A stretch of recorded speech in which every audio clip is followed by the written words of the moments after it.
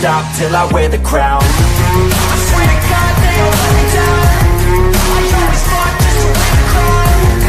I'm pissed off at these fucking clowns. I'm on top, they deserve it now. It's only worth it if you work for it. Ladies and gentlemen, what is up? Welcome to another edition of the All Elite Dirt Sheet, the AEW Dynamite Post Show.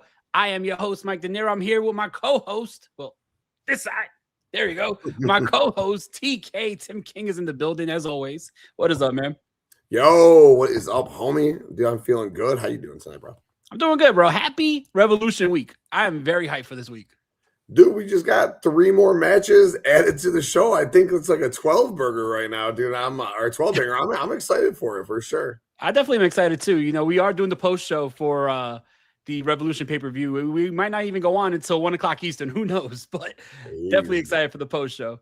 Yeah, man, I'm really excited. First of all, we got 15 people already in the chat. We appreciate it. Shout out to Justin. Shout out to Jonah. We appreciate you guys being here. Thank you so much. Let's get into Dynamite, because tonight was a very stacked Dynamite with numerous title matches. And on top of that, this is the go-home show to Revolution, and AEW did not disappoint. They really set the table really well for the pay-per-view this upcoming weekend. We're live here from San Jose, California. I think this is like their 3rd or 4th week in California, right?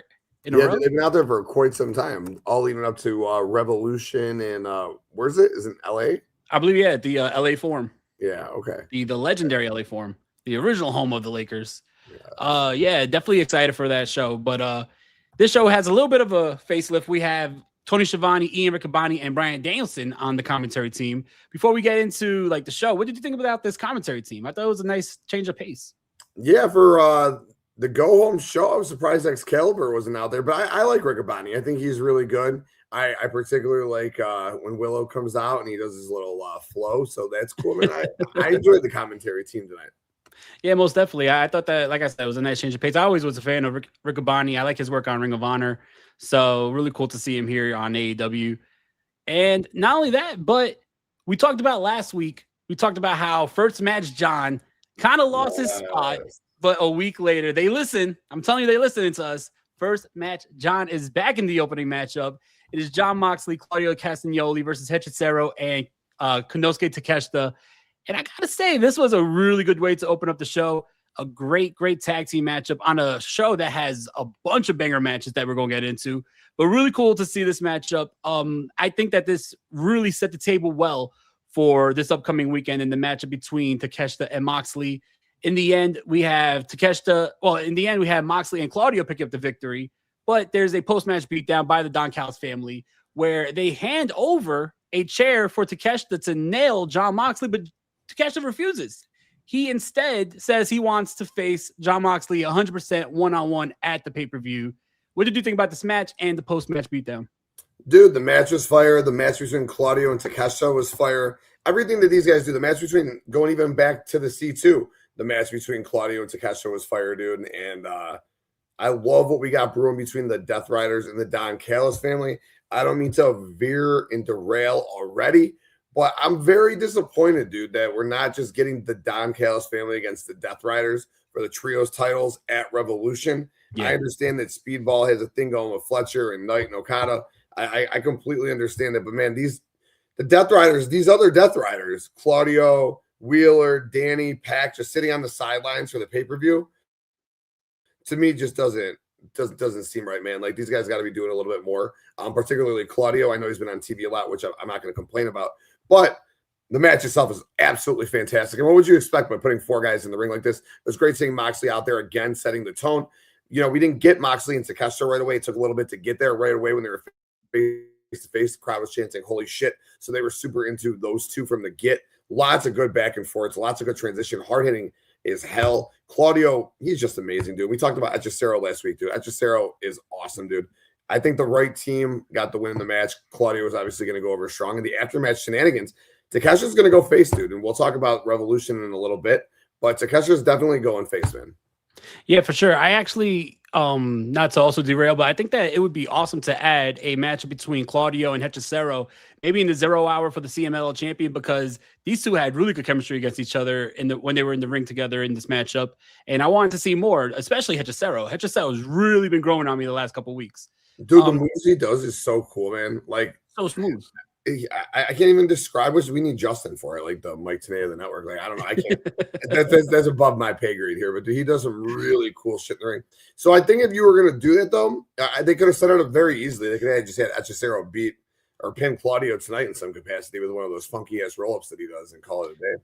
Yeah, for sure. I probably would have went that way as well. Shout out to OPC in the building. He did correct us. It's not at the Kia Forum. It's actually at the Crypto Arena, the bigger arena, former Staples Center. So big things for AEW. I'm excited for that. Thanks for the clarification. Shout out to Dylan in the building. We appreciate you. And Justin says that he loved the story at the end of the tag match, having Takeshita hesitant to hit Mox.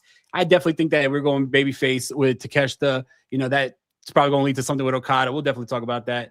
And shout out to Kayla. The queen is here. Thank you so much, Kayla, for joining us. But yeah, really good opening matchup. Next up, we have a backstage interview with Renee, with Persephone and Willow setting up for tonight's TBS title matchup.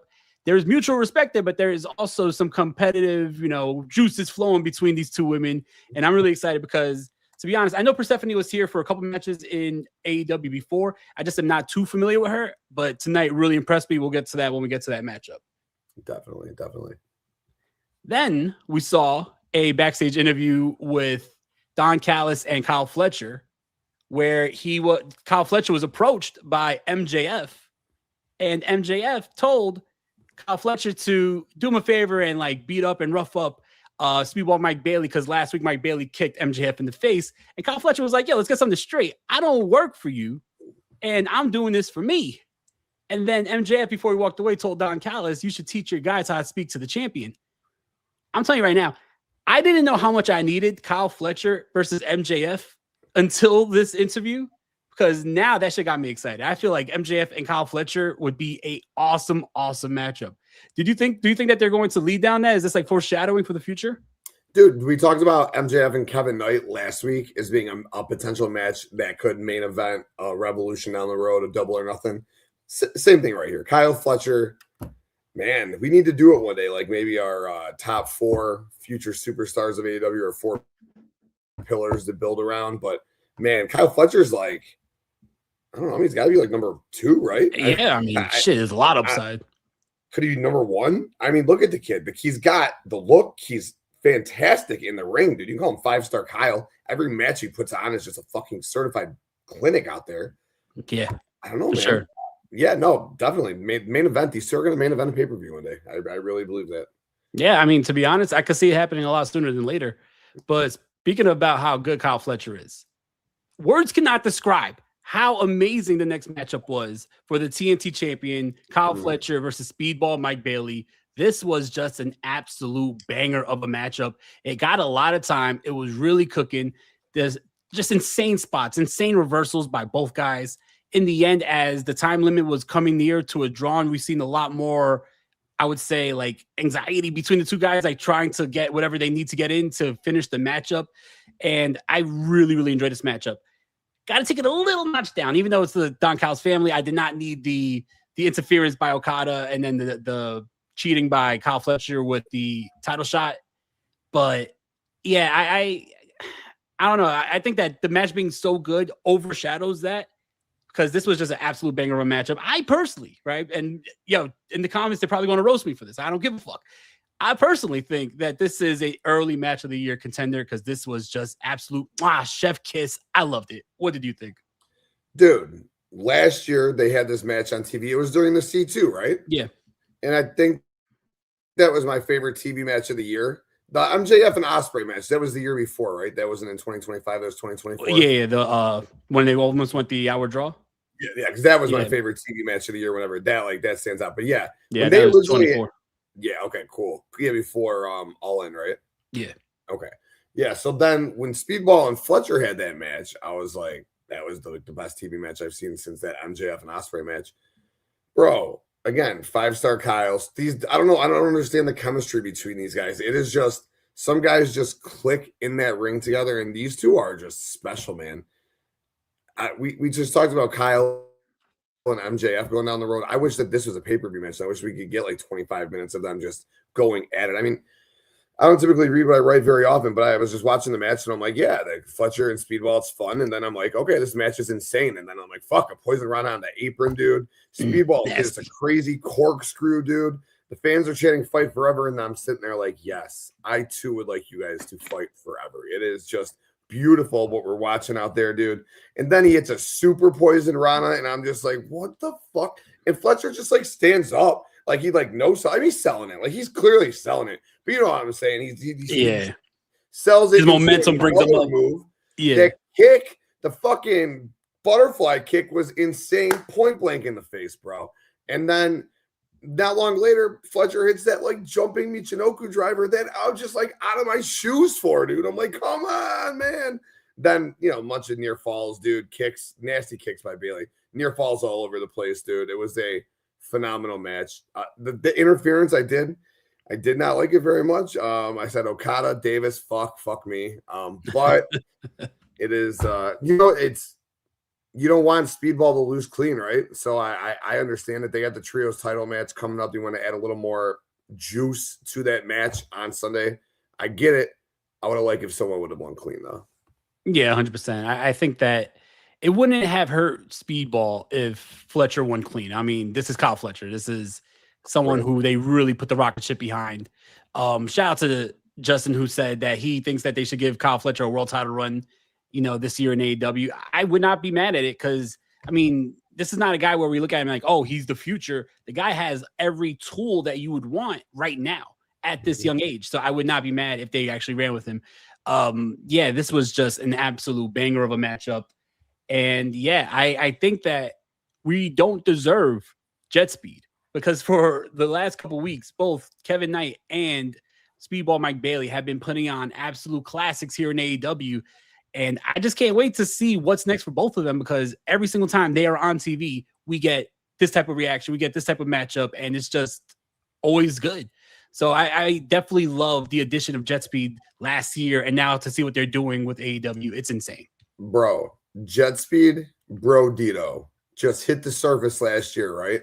And now look at all four of those guys, man. Mm-hmm. That mid-card scene in AEW, I mean, you're going to include Kyle Fletcher and Ciampa and Briscoe and everyone else we're going to continue to talk about. Just the talent on this roster, man, is insane. Most definitely. Got to give a shout out to my man Butter in the building, dropping by, leave us a like. Appreciate you. Thank you so much. Anthony in the building, we appreciate you. He said Moxie's getting a little bit like Roman Reigns. I don't see that. We got to chill with that. And shout out to my homie Dom, who was on last week. Thank you so much for being here, bro. We appreciate you. We definitely going to get you on very soon again. And shout out to Zach in the building. Thank you so much. National Oatmeal Nut Waffle Day, I guess. Hey, sign me up. I'll take some of those.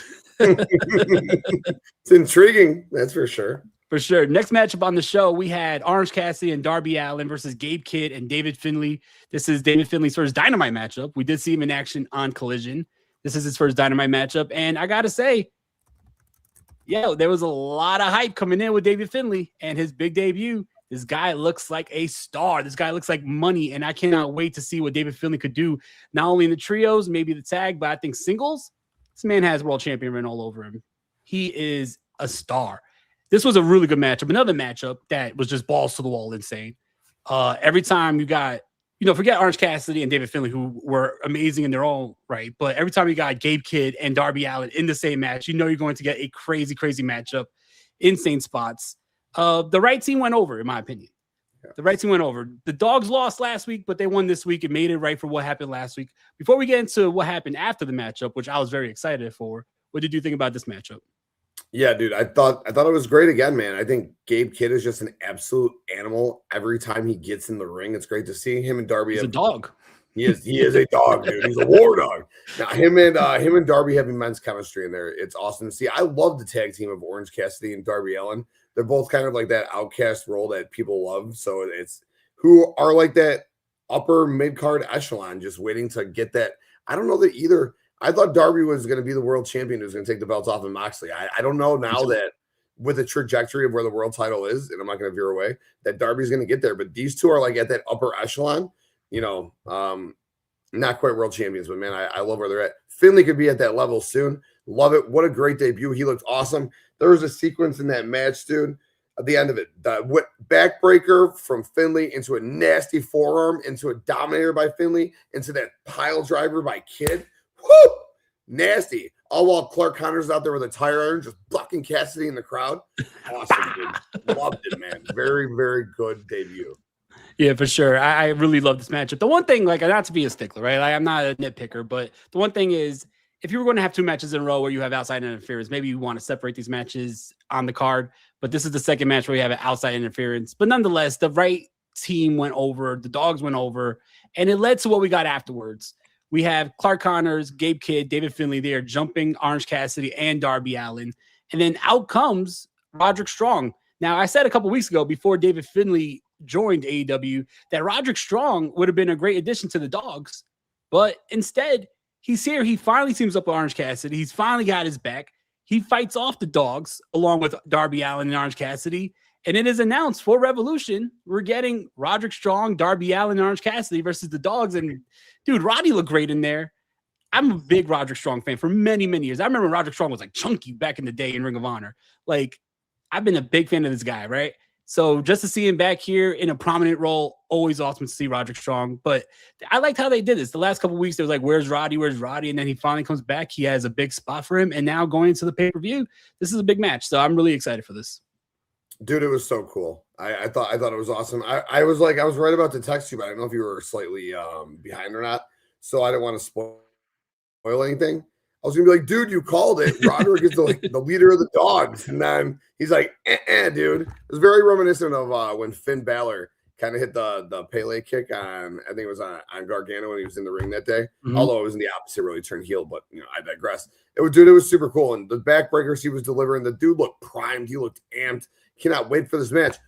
I guess we'll talk about who goes over when we do the picks. I don't know who should go over in that match because you got 3 bona fide stars on that team.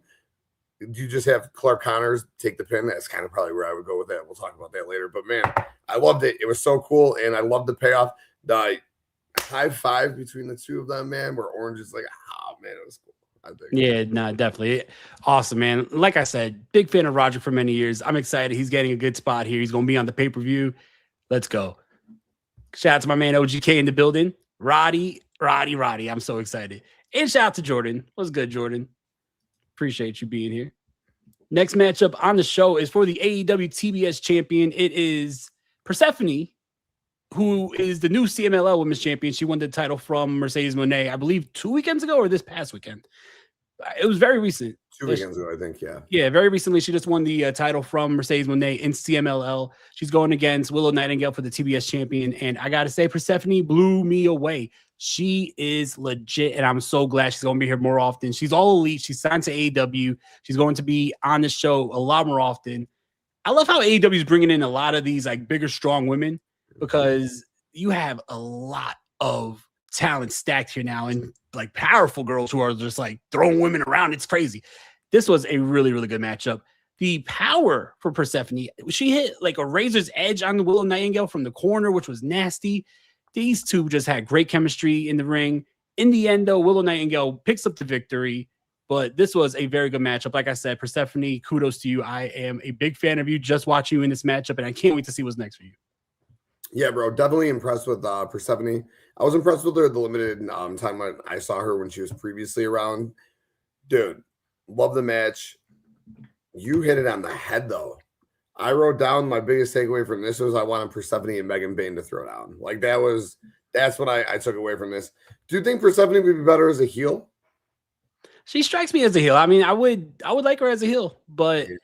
I also, if she's a heel, we're not going to be getting some of those matches that I want to see, like her versus Megan Bayne or Alina Cross. So like right now, like let her run as a babyface, let her run as a heel. I don't care. As long as she's in there, beating girls' asses like she was tonight, I'm cool with it. Yeah, no, she looked great. The match was great. Willow is phenomenal. She was just in the UK defending the TBS championship over the weekend. All right, what she said, I think she might have said yesterday. I don't know if she was actually there yesterday, but she was just in the UK defending the belt. She's back here. What was it? 3 title defenses in 5 days, a couple weekends ago. Schedule. Dude, this woman is just And she's doing indie work too, all over the place, man. Like, she is just a freaking workhorse. I love Willow so much. Nothing but props and respect to that woman. Yeah, I believe like a couple weeks ago she had a matchup on GCW, and then like the next night was doing Collision, and then was going to Australia to do like the Dynamite Grand Slam or whatever it was. Like, she is insane, crazy schedule, but she's constantly putting like in work. It is then announced that, well, not announced. She's backstage with, after the matchup, she's backstage with Harley Cameron, and she's going to be pulling double duty at the Revolution pay-per-view. At 0 hour, she's going to be wrestling Lena Cross for the TBS champion, and then the Babes of Wrath are going to be putting up the tag team champions against Lena Cross and against Megan Bayne. Do you think that that's a good idea to have a match, 2 matches on the pay-per-view with 2 women that are going to be in both matches with Lena Cross and Willow Nightingale? Could they have just made this a tag title match, or did they have to add the TBS title match with that? They totally should have just made it a tag title match, but it's going to end up being Willow's downfall. I can almost see Harley turning heel at the end of the day. I don't know why. I got some, just maybe a couple of her facial expressions tonight just were a little not as Harley as usual. I don't know if that was supposed to be a telling sign. Willow's going to take it upon herself to go defend the belt again because she's a fighting champion and she's fighting. She's going to get hurt. She's going to win. She's going to get hurt in a match against Lena Cross. And then finally, Megan Bayne's going to get a championship, and it's going to be because Willow had to go and put her, due to her pride and wrestle early in the night. I don't think we'll see the Harley Cameron heel turn right there and then, but it'll be something that'll start, and she'll eventually cost Willow her TBS championship. I'm just going to call that very early in this right now. I don't think it's a good idea for, like, why? I guess we had the whole roster, so I don't think that we need to watch Willow wrestle twice again. I love Willow. I'm down, but I mean, do we need that? Do we need to watch Not really. and Lena Cross wrestle twice? No, I don't think so. Storyline purposes for everything that I just said, sure. Yeah, no, I agree. I see Justin said that he's impressed with Persephone for sure. I'm glad that she signed here. And Dan says that she wrestled Sunday against Dakota Kai for the TBS title, probably. Willow's insane, her freaking schedule. And whatever match Willow wins, she might lose the other match. I definitely think that she's definitely walking out with a 50-50 record at Revolution. I don't think she's going to be winning both matches. It is time for what they were calling the main event. The main event matchup, maybe.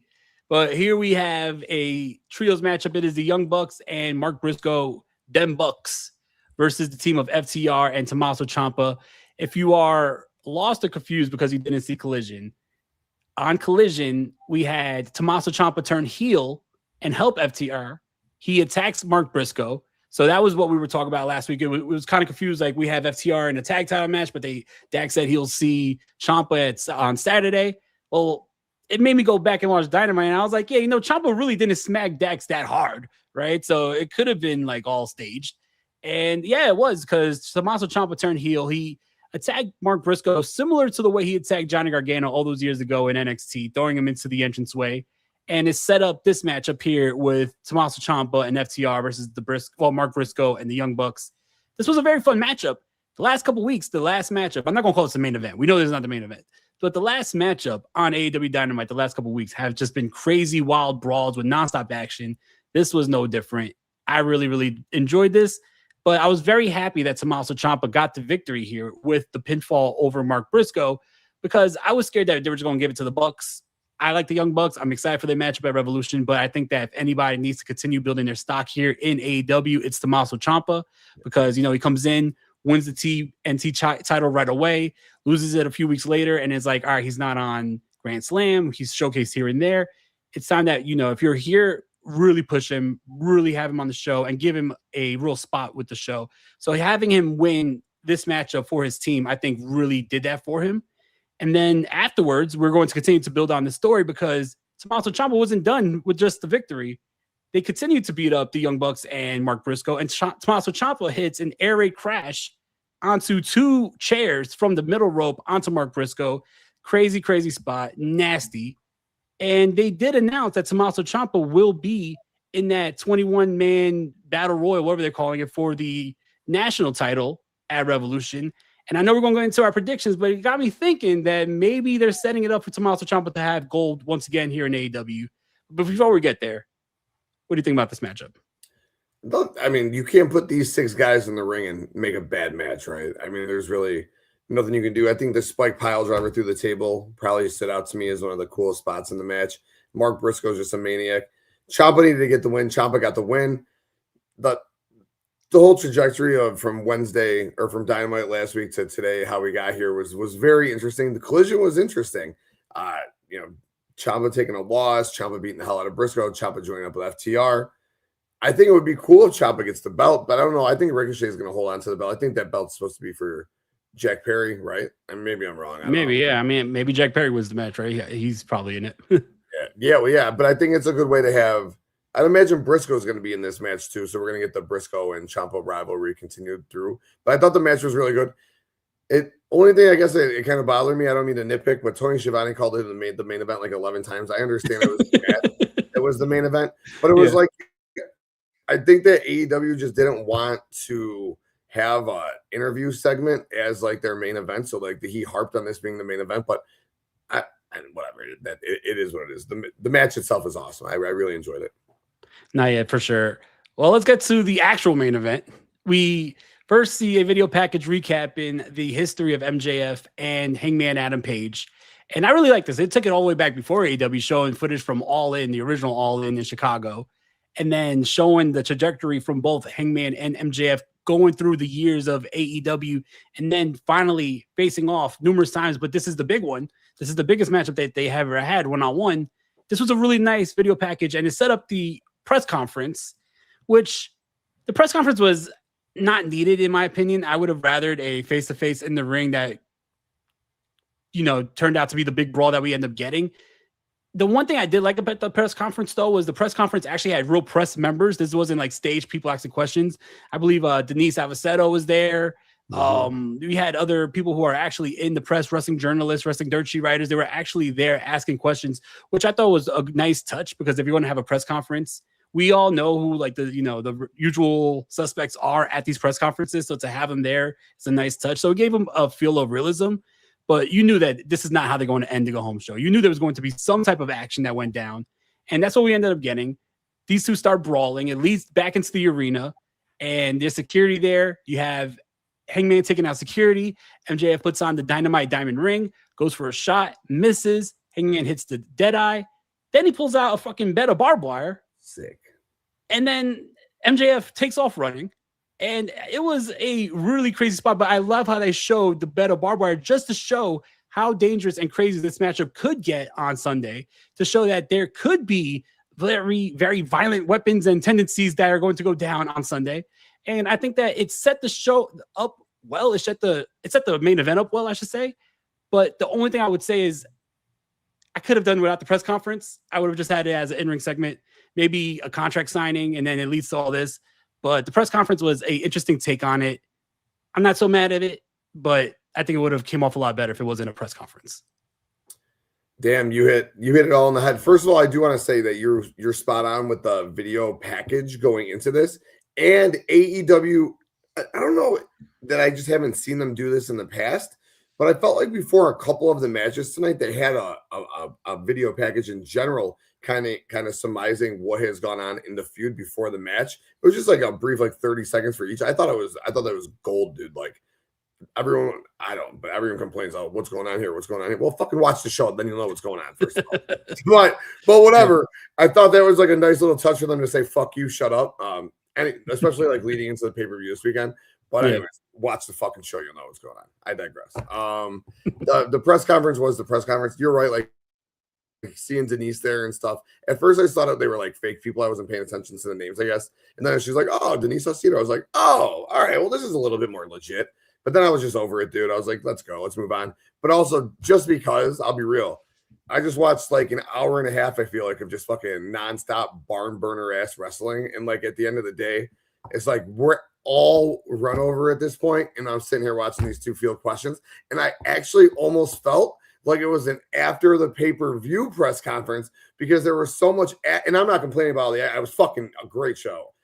There was so much awesome action all night that it legitimately felt like it was like an after the pay-per-view press conference. So whatever, it is what it is. It was weird. It was kind of awkward at that timing for sure. But you got a main event. You can't do anything but main event. It's your fucking main event. Has to be the main event. And then, yeah, you go out with physicality for sure. The in-ring segment was good. MJF scampering off through the crowd to end it was awesome. I can't wait for this match on Sunday, dude. Like, I think maybe that's also why I was thinking the press conference was a little lame to me, because I just want them to fucking just there's going to be buckets of blood in this match, dude. I can't wait for it, man. Nah, I definitely agree. Like, God, man, this matchup is going to be absolutely insane. And the way they're building up the storyline or the gimmick of the, not even say gimmick, the stipulation of the Texas Death Match, it's really making it like the third person in the ring, even though it's just a stipulation. I really think that this might be the craziest Texas Death Match that we've seen in AEW history, because it hasn't been built up this much as this is going to be one of the most insane matches. This is a match where people really could get hurt. So I think that it's going to probably be better than Moxley versus Hangman, which was a great one. I believe you had the Swerve Strickland versus Hangman one. We also had a couple other, but I definitely think that Hangman versus MJF is going to probably be the best Texas Death Match in AEW history. Yeah, they've always focused on it. Like, it's been there. Like, it's been part of the match. Like, oh, you're going to have to wrestle Hangman in a Texas Death Match. But this has, like, been weeks and weeks of just build, not so much to the match, but around the match itself, the Texas Death Match, like you said. So, dude, buckets of blood. And I'm not, like, a death match guy at all. But sometimes in a blood feud like this, you need it. Buckets of blood, and I can't wait for it, man. Nah, yeah, for sure. All right, man, let's go. Best out of 5. What is your rating for this episode of Dynamite? Oh man, I'm gonna go with a rock solid 4.5, dude, for sure. It was. I'm not gonna lie. It could have been like a 4.75, but the press conference kind of took me down a notch, dude. But the show itself fucking rocked. The in ring tonight, phenomenal, and I love me some good in ring, dude. And I just thought the start the show was the first match was awesome. The next tag match, the Fletcher and Speedball just like fucking made my night, dude. Like, I can watch those two just put on art all day. That's all they do in the ring is put on art together. So definitely solid 4.5 out of 5. And I love the Brody Swerve segment too, where Brody just looked like a complete and utter badass going into the match on Sunday. Yeah, for sure. I didn't even cover that, but yeah, definitely that was insane when you broke the chain, bro.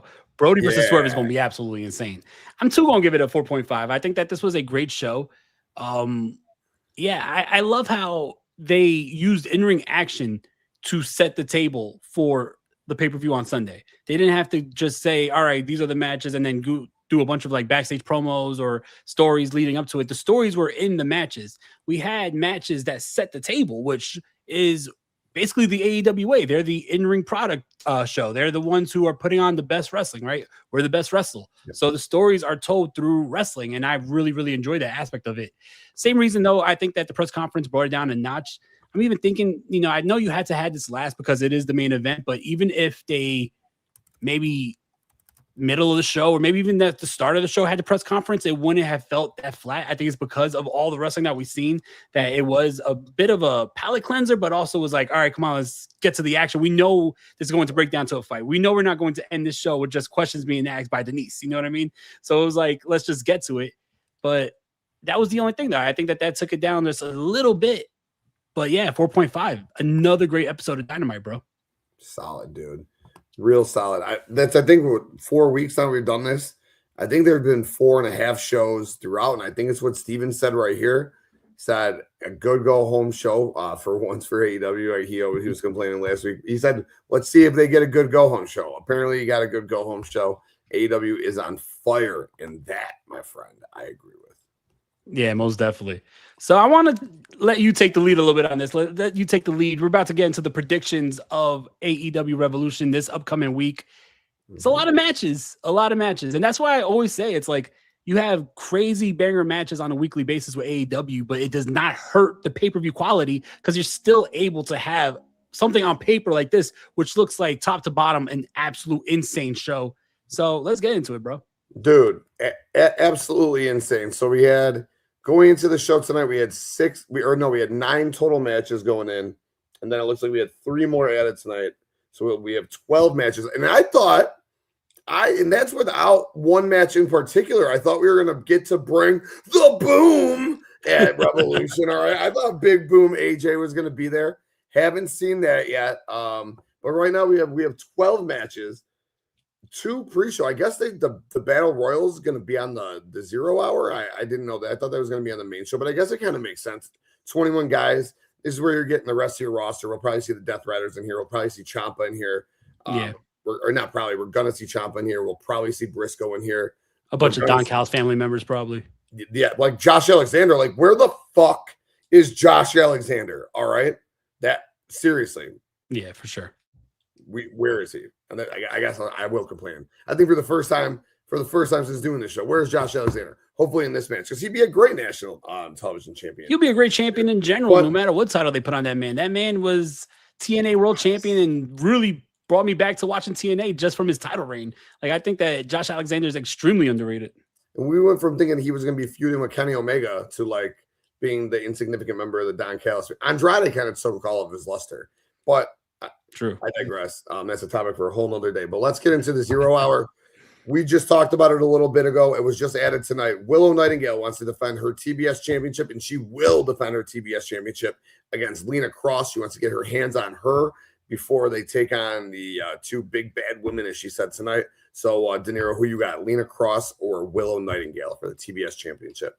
I'm not too familiar with Lena Cross. The only thing I've seen of her so far was just that, interference a couple weeks ago from the tag match when Penelope got injured. So I can't really say too much about her, but I could say that I could see Willow, no matter if I was familiar with her or not, I could see Willow retaining the TBS title here. Okay. Yeah, no, I'm with you. Kind of like we hit on earlier. We'll talk about the tag title match here in a little bit, but I think Willow takes this match for sure. They're not going to put a rookie in the ring with Willow and let her go over. If Megan Bain's not going over her for the belt, Lena Cross isn't going to go over. So Willow for sure. Yeah. And then we have the 21-person battle royal from the national championship. Ricochet is the AEW national champion right now. He's been feuding with Jack Perry. So I think we'll probably get down to Ricochet and Jack Perry for the final 2. Usually when AEW and they do battle royals, they have the final 2 wrestle one-on-one. I haven't seen anything like that yet. So I'd imagine we're going to come down to Ricochet and Jack Perry. I think Ricochet is going to retain this. I think he's been really entertaining with this belt. It's not time for him to lose it yet. Who do you got winning?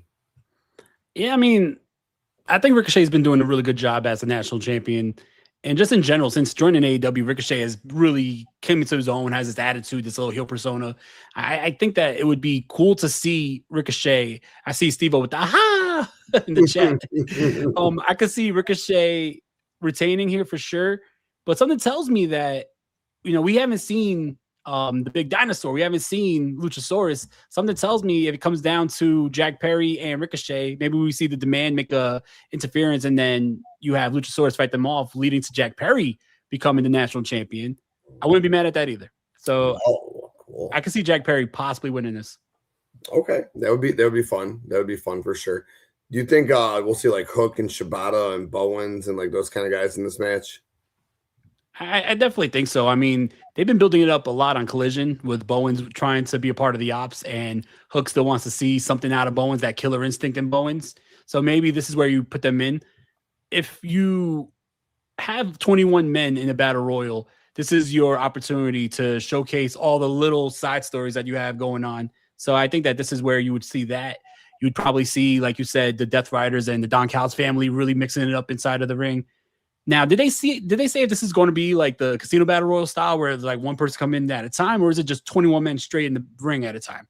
I think it's just going to be 21 straight in the ring at a time. I'd imagine if they I think they usually do the Casino Battle Royals just to fill time on these things. I don't think they have time. I think it's true 12 matches. So yeah, I think they're just going to load up their the ring with anyone who's not on the show and get cracking at it. It's probably going to be utter chaos then. But yeah, I definitely think that this is where you see things like Bowens and the Ops and then Death Riders and Don Callis family for sure.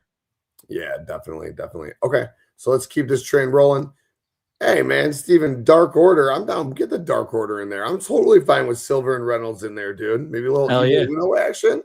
Anthony, we said that we don't think that Moxley is quite like Roman. I mean, Moxley's what do we call him? We call him opening match John. He's in that ring every single week. I think and I love both guys. I think they're both the alphas of their individual respective companies, but I think they're very different in how they go about being the alpha of their company.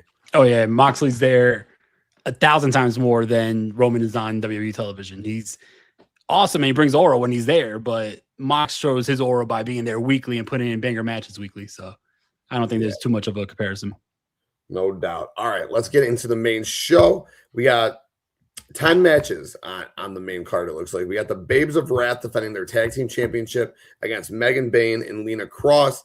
We had Mega Bad. It was just, I think it was just 2 weeks ago. It might have been 3 weeks ago this time. Time flies. Where Mega Bad was taking on the Babes of Wrath. I think we both thought Mega Bad was going to walk away with those belts. Unfortunately, Penelope got injured.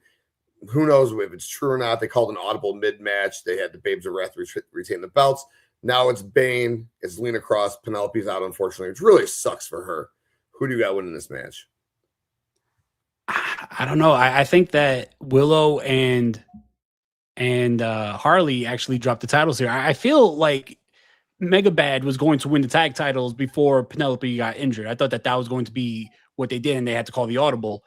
Maybe this is how you make right for it. I don't know. I think that, I don't know. Like you said, I could see Harley Cameron turning on Willow. I don't know if it happens here, but I could see a situation where, you know, Willow is on the outside and doesn't get to Harley in time, and she gets like just destroyed by these two Amazonian women, and then that's it. 1, 2, 3. We have new tag champions. Maybe that starts like the little feud between Harley and Willow. Like, why weren't you there? But yeah, I think that Bayne and Cross are going to win the tag titles, and I'm not mad at it. I mean, I'm a really big fan of the Babes of Wrath, but I really want to see more, particularly Megan Bayne with gold. I think she deserves it. So let's go with the tag titles. Yeah, no, I'm with you, dude. I think that Willow's gonna win early on the pre-show or the 0 hours we talked about. I think after the match, I think she's gonna get attacked by Megan Bayne and Lena Cross. They'll get a quick laugh at her. Harley can't make it out in time, whatever. And here, Harley will eat the pin. Everything you just said, I second to the T. I think Harley will eventually cost Willow her TBS championship with some animosity because of this. And then we'll see Harley Cameron go crazy, dude. And it's going to be awesome to see because her character is great as a face, but I really do think that there's just levels to her as a heel that we could see. Okay. And I look forward to that for sure. But yeah, Megan Bayne gets a tag team championship. Sucks for Penelope Ford. It really does. But it's good for Lena Cross because talk about a way to make an impact, right? She's been in the company for what, 2 months? She's going to be a tag team champion. That's awesome, dude. Good for her. For sure. And also when Penelope comes back, I mean, they can always do the Freebird rule if they want to with the tag titles, because we see other teams do that. And I wouldn't be mad at, you know, Penelope getting into matches to defend those titles. No, and I will say, and I don't want to go too deep into it because we got a lot of matches to cover. I do think that the tag run that Megan Bayne and Lena Cross will have will not be long-lived because there is a couple of birds who might be flocking for those belts, if you know what I'm saying. Yep. All right, let's keep this rolling. We have another match added tonight. We thought we were going to get a trios match in some capacity between these guys. Now we know the guys in the match. We got David Finlay, we got Gabe Kidd, we got Clark Connors, we got the Dogs taking on Orange Cassidy, Darby Allin, and surprisingly, Roderick Strong, who is all in on this team. Who do you got winning this match, Miro? See, this is rough because Roderick just made his return, but David just made his debut last week. I said it last week. I said it this week. I'm going to say it again. I think with the aura that the Dogs bring and this being such a new, fresh team in AEW, as cool as Roderick teaming up with Orange Cassidy and Darby Allin is, I think you got to keep the Dogs strong. I say David Finlay, Clark Connors, and Gabe Kidd wins this. Man, this might be one of the toughest matches on the show to call, only because I think that Clark Connors, no disrespect to him, I just think he is like by far and away the weakest member in this match right now. So I can just see him eating the pin. How many times are Darby and Orange going to lose to these guys? I mean, they're fucking Darby, Allin, and Orange Cassidy. I think the Dogs should win the match. If I was booking it, I have Finlay go over. However, I think that Orange, Darby, and Roderick are going to get the win. Clark Connors is going to take the pin. Yeah, I mean, I can see that happening too. But not to cut you off, but also remember last week, Orange Cassidy and Darby actually beat the Dogs. Yeah. So, true. I mean, I don't know. I just think that David Finlay coming in with like all the fanfare and having the question of where David Finlay ends up. Is he going to WWE? Is he going to AEW? Joining AEW and then getting on pay-per-view, I think you keep him strong. I think he gets the victory. I think he gets the pinfall. It's probably going to be against Orange Cassidy. But yeah, I think you got to keep David Finlay and the Dogs strong. No, I love that. I mean, because you got to think that Jay White's going to be back soon. Oh, yeah. All leading to a Dogs versus Bang Bang Gang feud. So, yeah. Yeah, no, I look forward to it. The match is tough to call, but Let's keep this rolling. So now we're into the matches that weren't announced or that were already announced previously. So let's stick on with the women's side. I love bro. We got 4 women's matches on this show. Let's go. All that talk about they don't showcase the women enough. God damn, how much more do you want them to showcase them? Shit, man. 4 women's matches, including this one, and I love this. A grudge match. Everyone's banned from ringside, dude. Toni Storm, Marina Shafir. This match is going to be awesome. I love Marina. She's a fucking complete and utter badass, but she's Toni Storm, dude. Toni's got to get back in the win column. She's been taking a lot of losses. I mean, I don't say a lot of losses, but she's been taking more losses than usual over the past 6 months, particularly in the tag division with Mina. Toni's going to win this match. I got Toni here. What about you, bro? 100% same thing. I think Toni Storm wins this matchup. I too like Marina, but I think that Toni Storm wins this matchup and gets shot right back into the world title picture. Yes. Oh, Toni and Tekla, let's go, baby. Let's go. Sign me up for that.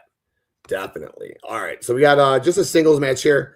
Just a singles match. And how exciting. You got Andrade and Mascara Dorado on Collision coming up. So before he takes on Bandito at Revolution, he's taking on Mascara Dorado on Collision. Cannot wait for that one. Cannot wait for this one, dude. Andrade has just been fucking on fire. Just aura farming like a motherfucker, dude. And I'll mention Bandito's name anytime I can mention Bandito's name. This match has all the match of the night potential in the world. Who do you got winning it, bro? Dude, especially in Los Angeles. The Spanish community in Los Angeles is going to be eating this up.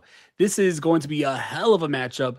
I got Andrade, though, because I'm a big Bandito fan. I love what he's doing in Ring of Honor. I love Brodito, and it's cool to see him back. I know he was injured for a little bit after that match with MJF, but, bro, Andrade right now is hitting on all different levels. We said it last week.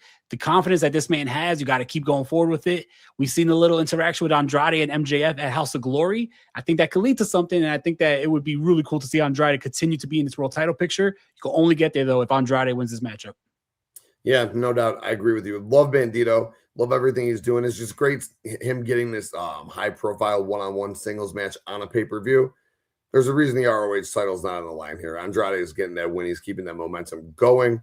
And yeah, I think that he's going to continue maybe a Dynasty. I think maybe we're going to get a multi-man match for the world title at Dynasty, which would be cool. And I think that he could be involved in it as the Don Callis family representative, trying to get all the gold that they're trying to get. I love it. And speaking of Brodito, I guess this is like UFC for like the BMF title, right? Like it's like not a real title, but they're fighting for who's the most dangerous man in AEW. Swerve Strickland, Brody King. Bro, this match is going to be an absolute fucking slobber knocker, dude. I can't wait for it. Brody went over strong tonight. Brody just broke out of that chain that Swerve was trying to hang him up by. I think Swerve will be back in the World Championship picture by Dynasty. If it's not a one-on-one match between him and Max, he'll be involved in a multi-man match for sure. Swerve's going over here. What about you, bro? Yeah, I agree. I think that this matchup also has potential being match of the night. These two are going to absolutely destroy each other. It's going to be awesome to see. But as awesome as Brody King's ascension to the top is right now, and him being in that main event caliber, I just don't think that he's ready to beat someone like Swerve. Swerve is back. He has this heel persona, just turned heel. I think that we have Swerve win, and it's very possible. I mean, I'm not saying it's going to happen, but it's very possible we get a little run-in by Kenny Omega. I know Kenny Omega is going to be in Japan the day before, but he said that he could make it to the United States for this show, especially it being in LA. Japan and LA, I mean, they're not as far, right? So I could see Kenny Omega making an appearance, and possibly, if that's the case, if Kenny Omega does make an interference here, then I could see Brody King winning. But if we don't see Kenny Omega, I definitely think Swerve Strickland wins this matchup. Yeah, definitely. I just want to give one other shout out too. We talked about this, I think it was last week on the show, man.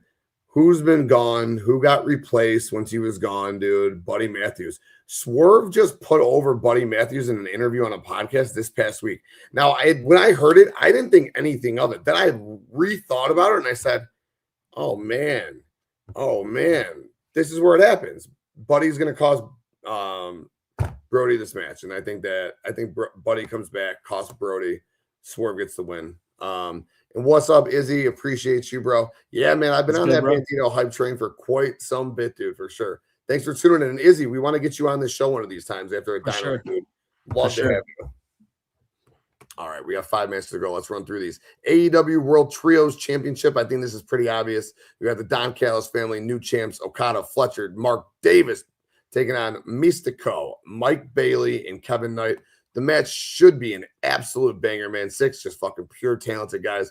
But I think the writing's on the wall with who wins this match, right? 100%. I think that the Don Callis family wins the matchup, but something I'm looking forward to is I think that this is where we see Kevin Knight snap. I can see Kevin Knight losing the matchup here, and this is his breaking point. And then, like we talked about, going heel, getting to that next level. I think that this might be the catalyst for it. Oh, man. I would love that. I would love to see just him and Speedball just go at it. Just a couple of matches, dude, for sure. Hell yeah. All right, let's see. We got, 4 title matches on the show. This is fucking lit. The show is lit. The show's insane. Dude, and this is, oh my gosh, I forgot about this stipulation. Dude, a 2 out of 3 falls match for the AEW Women's Championship. Tekla defends against Chris Statlander. Bro, who do you got here? Oh, man. Tekla, she's been really growing on me. I think that Tekla is going to retain here. I think that Statlander wins the first fall, and then Tekla probably goes 2 in a row. I do think that there's going to be interference from the Sisters of Sin, but hey, I think that Tekla definitely has, a good title reign in front of her. And I think that we're going to lead to Tekla versus Tony Storm down the road. I like Chris Statlander a lot, but I'm going with Tekla. Yeah, dude, I love Stat, but Tekla just got this belt. I really wanted Tekla to get the belt. She got the belt. You can't take the belts off of Tekla yet. 2 out of 3 falls is real intriguing to me, though, because the Sisters of Sin probably help her win the final fall, I'd imagine, and that's how she goes over. But I'd like to see Tekla just beat her clean and solidify herself as like that next dominant women's champion in the division going into her feud with Tony Storm. Let's see what we got next. This will be good. We got the AEW Continental Championship in another stipulation. This show is going to go all night. Sunday night. Oh, man. Sunday night's going to be a long, long night there. We got John Moxley taking on Konosuke Takeshita. Let's see. De Niro, did we lose you here? Let's see if I can pull you out. Get you back in. All right. I'm sure he'll be right back. But yeah, so we got John Moxley taking on Konosuke Takeshita for the Continental Championship. This match is going to be awesome. As we've seen, Konosuke Takeshita has been going away from the Don Callis family for quite some time. Him and Okada. So sorry. You're all good, man. Yeah. Him and Okada got this animosity that they've had towards each other for months building now. And Okada said over and over again that he does not want everyone in the Don Callis family is going to be a champion except Okada, bitch. So I think that Okada is going to cost Takeshita the belt here. Dude, John Moxley is just so invigorated with this Continental Championship. It's a newer, fresher side of Mox, and I don't want to see him lose his belt. I want to see this run continue for another couple of months. So I got Moxley retaining here. What about you, bro? Yeah, definitely. Me too. This is going to be a hell of a matchup. Their matchup in Grand Slam Australia was a banger matchup. I think these two are going to put on. Gosh, we keep saying that this could be match of the night. This could be match of the night, but this definitely could be match of the night as well, which is the great thing about this card. I agree, though. I think that the way Okada still talks about Takeshita, and then seeing tonight that Takeshita refused to take that shot on John Moxley, we are going to get a babyface Takeshita. Okada makes the interference, and I think that Takeshita and Okada are going to be on a collision course for the Continental title, but John Moxley continues his reign as wait. What title does the international title? International title. But John Moxley's going to continue his reign as a Continental champion for sure. International, Continental, National, man, they're a whole lot of titles. They're all over the globe, bro, for sure. All right, 2 more matches. Now, this one to me, again, like you just said, this one to me could be match of the night, dude. AEW World Tag Team Championship. FTR defends against the Young Bucks. It's gonna be a classic. I would lean Young Bucks in their backyard. This is a home field advantage game for the Young Bucks. I would really lean them, but Dynasty is in Canada. I think we've been waiting for Cope and Christian and FTR to go back at it for man. I feel like it's been like 6 months already since they've been off of TV. Yeah, for sure. I think it was like around November, if I'm not mistaken. Yeah, which was good because we wanted Brodito to retain those tag belts for a little bit, and then we figured it would go to FTR. And the Brodito thing was a real nice, but we need this Cope and Christian thing versus FTR in Canada. So I want that. I want to also see, though, bro, I want to see the Young Bucks against Cope and Christian as well. And I wouldn't mind an FTR versus Young Bucks versus Cope and Christian match somewhere along the way as well. But this match here, just because for what I feel storyline-wise, what's coming up soon, it's got to be FTR retaining. What about you? Yeah, I definitely, I'm on the same wavelength there. I think that FTR is going to win, especially you won't get that mega heat with them beating the Bucks inside of, an arena in California, which is going to be mega heat.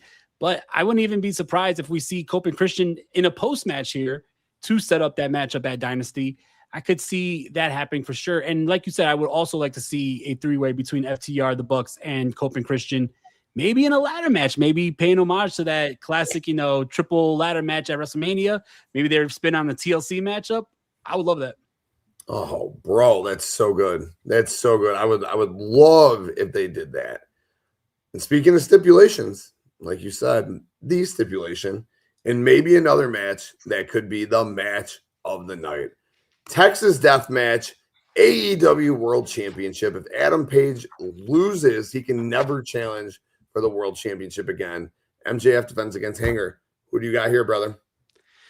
This is the big one, right? There's so many different stipulations in this. Not only do you have Texas Death, but you have the looming stipulation of Hangman. If he loses, he never gets to wrestle for the world title again.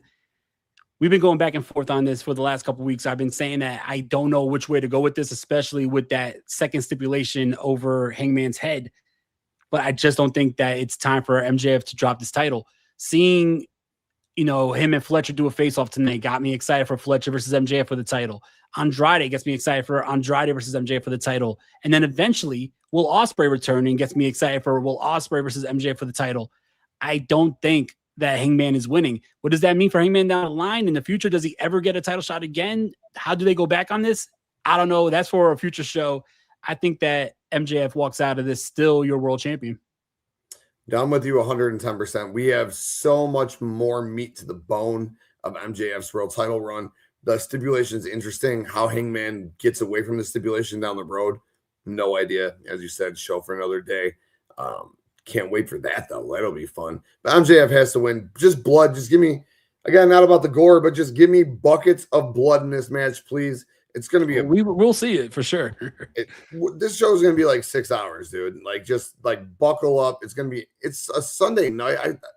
I wish shit like this was on a Saturday. I won't complain too much because it's good. I mean, who could complain about this fucking show? This product is absolutely insane. I'm so stoked for it. It has just show of the year of the decade written all over it. Every single match has potential to be match of the night. So I can't wait for the show, brother. I look forward to doing the post show with you on Sunday night, man. Yeah, no, definitely. You would have to fuck up royally for this show to not deliver. And with this type of talent, with these type of matches, I don't see that happening. AEW always delivers on pay-per-view. There's been very few times where AEW pay-per-view did not deliver. I 100% think that this is going to be an absolute banger of a show. And yeah, I'm all with it. And I'm very excited for the post show. It's going to be our first pay-per-view post show with the All Elite Dirt Sheet. So make sure you tune in right after AEW Revolution this Sunday. We don't care how late it goes. We're going to be doing the post show. I'm excited to do it, man.